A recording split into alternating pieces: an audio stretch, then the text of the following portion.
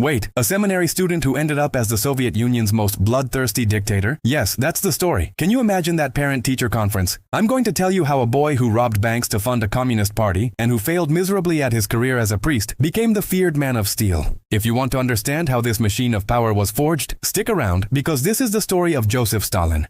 I'm going to tell you the story of the guy who terrorized the world. But not with swords or dragons. With plans, ideology, and a very, very famous mustache. Imagine this.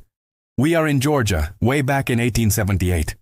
A boy is born. His name is Joseph Vissarionovich Djugashvili. Yes, that's Stalin. Forget Stalin for now, that comes later. He was born into a family with less money than an art student, and to top it all off, his dad was, let's just say, a fan of the bottle. A complicated environment. His mother, to keep the boy from ending up like his father, said, "To the church, my boy. You will be a priest." And off went young Joseph to the seminary school. Can you picture him in a cassock? Me neither. But things got interesting. Instead of reading the Bible, the boy was reading prohibited pamphlets. Those about Marx and the revolution. Bad boys, you know. Obviously, the seminary's discipline and this taste for dangerous ideas did not get along. So, after a time of rebellion, bye-bye seminary. Young Joseph said, "No more formalities. My true calling is something else." And what was his new calling? Revolution. He jumped headfirst into the movements that wanted to kick the butt of the Russian Empire. Enter the Russian Social Democratic Labor Party. But, like any dysfunctional family, they split. There were the Mensheviks and the Bolsheviks. He, without hesitation, went with the Bolsheviks, Lenin's team. And they did it underground, in secret. The Tsar didn't want revolutionary parties on his turf, so they had to work in the shadows. Well, look at young Iosif, newly arrived and already a field cadre. That is, the street thug. He didn't mess around. He started handing out propaganda like discount coupons, organized worker strikes, and here's the best part. He was robbing banks. Yes, you heard right. Robbing banks. The goal? To fund the party. Imagine that resume. If there was an extreme, dangerous mission like jumping off a moving train, he'd say, "I'm in."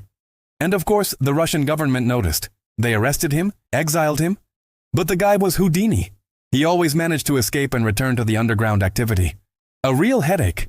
When Lenin saw this watchdog loyalty and that capacity for productive chaos, he said, "I like this kid, respect." So he leveled him up, putting him on the Central Committee. You know, the inner circle of the party bigwigs. And this is where our hero says, "Enough with Joseph Djugashvili. I need a name that's more impactful."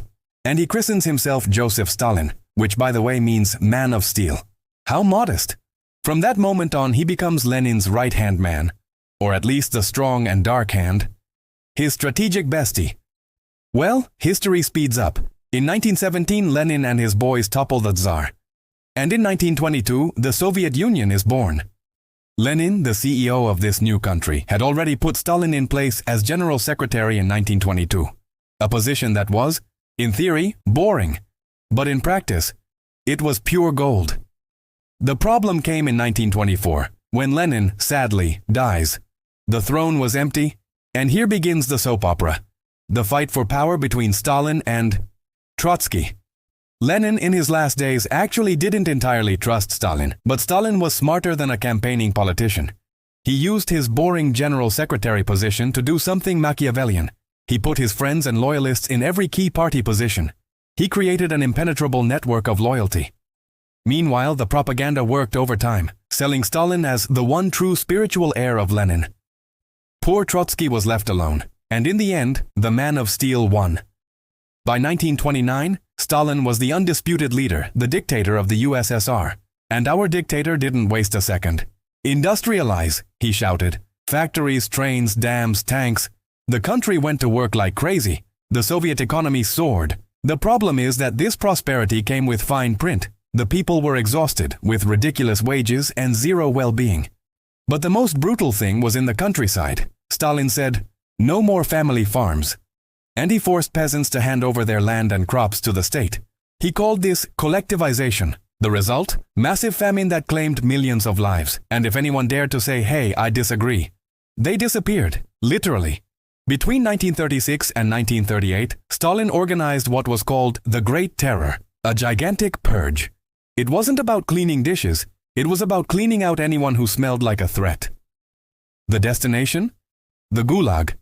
Forced labor camps, where people were turned into free labor. If you looked a little suspicious if you were having a bad day. To the Gulag.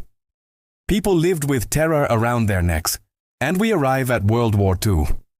The story here has a dramatic twist. In 1939, Stalin and the Omkumis, Hitler, had signed a Non-Aggression Pact.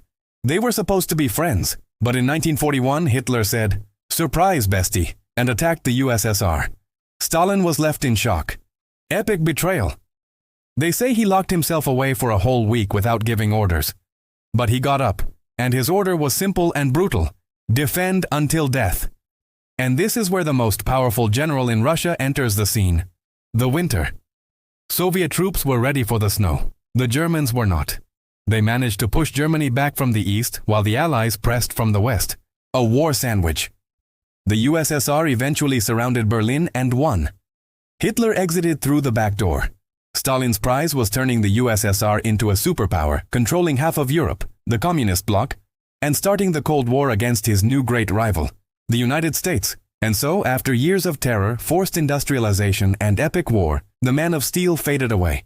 In 1953, a stroke put an end to the story of Joseph Jugashvili, the failed seminarian who became Joseph Stalin, the dictator of the USSR. And that's it. An intense story, right? If you enjoyed this trip through the life of one of history's most dark figures, do me a favor, hit the like button so YouTube knows you love these documentaries. Comment below, which other dictator or historical figure do you want us to dissect in this style? And most importantly, subscribe to the channel. That way you won't miss the next story we're going to tell. Thanks for staying until the end.